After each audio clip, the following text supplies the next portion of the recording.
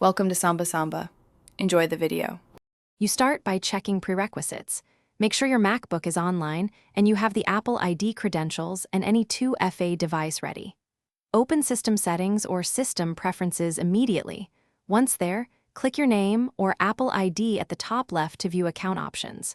Make sure you close apps that use iCloud storage so files don't conflict. You're doing this now to avoid data loss.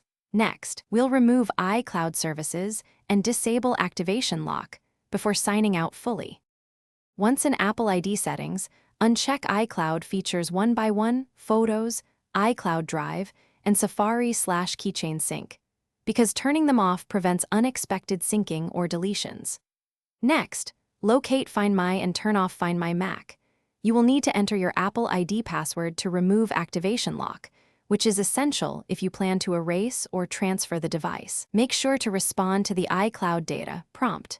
Choose whether to keep copies on this Mac or remove them before you finish by clicking Sign Out in the Apple ID panel and confirming which iCloud data to remove from the Mac.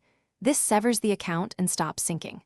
Once signed out, restart the Mac. If you're selling or handing it off, boot to recovery and use Erase All Content and Settings or Disk Utility to wipe the drive securely.